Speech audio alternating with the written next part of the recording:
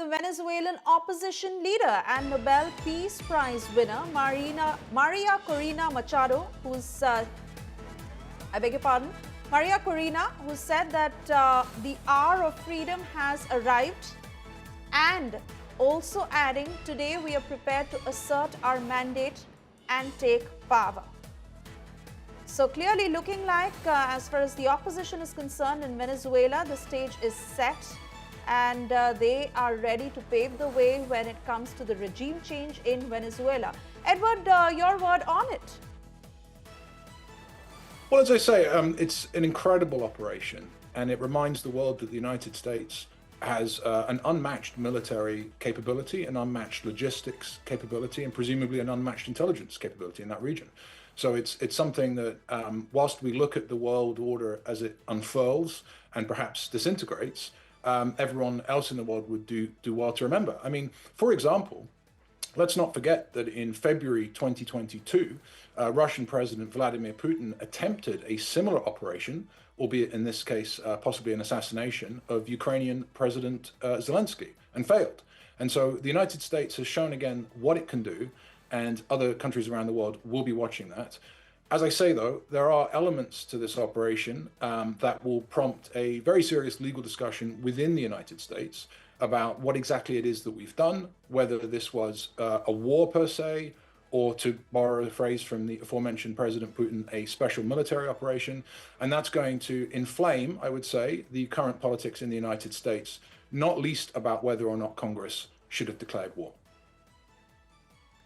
All right, let me also bring in my colleague Sandeep, who's with us on the broadcast. Sandeep, with regards to how this operation was carried out, the US has called it a success.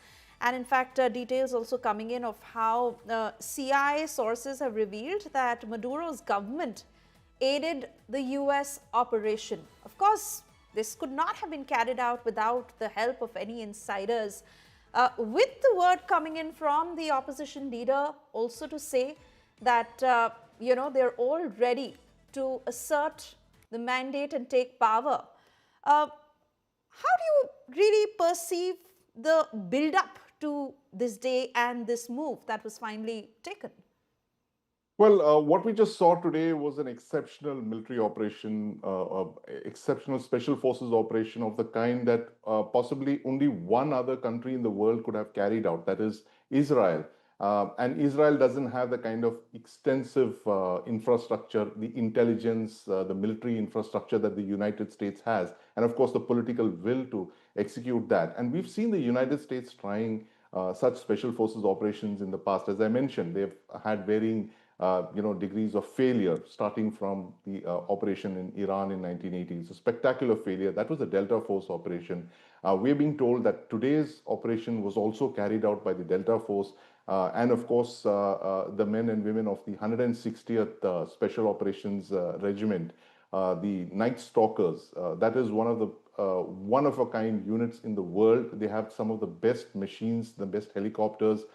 They can literally land on any rooftop in the world, as our previous guest was mentioning.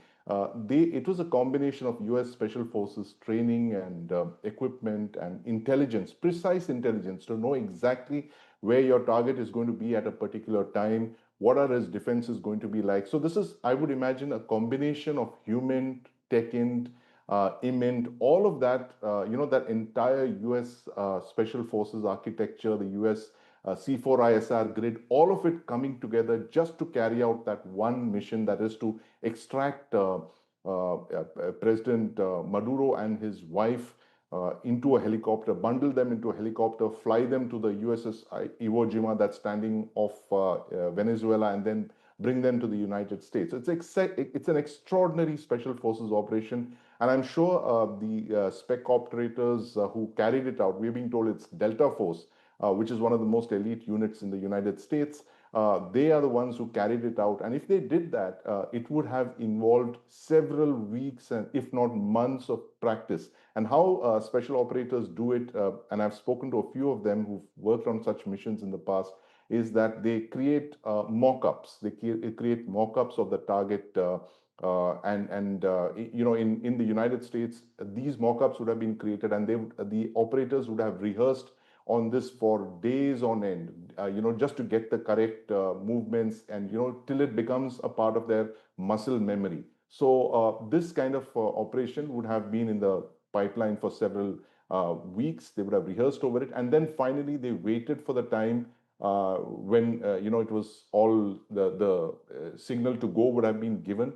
And there is a meeting that we just saw a few hours back where President Maduro met with the Chinese delegation. And that is possibly the time when they were alerted to his position wherever he was on the ground in the palace. And that's when the US Special Forces, went in for the kill and the extraction operation, actually. And this is like, this is the stuff of movies that we only watch in Hollywood. We've just seen that coming true. And of course, in the days ahead, we're going to get more details about this. But it seems to be an extraordinary Special Forces operation, to get the president and his wife out in that manner to. And Venezuela is not a pushover military. It's not a small country like Panama. It's not even like Pakistan. It is a country that has had a significant military. It's got almost 500,000 strong army. They've got huge special forces. They have surface-to-air missiles, all of that. So all of these were taken into account by the US when they went in this, snatch and grab operation, if you will, to, bring the president out. So it's an extraordinary operation, and it's involved a lot of planning, a lot of coordination, a lot of, matching of all of their resources just for that one big, extraction operation, if you can call it that. All right, Sandeep and Edward, I request you both to stay on with us as we try and assess what the future holds for Venezuela. What are the possible scenarios that lie in front of the country when it comes to regime change? Now, the first scenario is that it could be a constitutional transition. Rodriguez could become interim president and fresh elections can be held within 30 days. The second scenario, the opposition takes over after the regime collapse. Senior government leaders go in for their resignation, or they either deflect or flee, and the opposition props up exiled Edmundo Urrutia as the president. Or the third scenario, that there is a military takeover. Defense Minister Vladimir Lopez takes control, and military empowered control comes in to tackle internal revolts.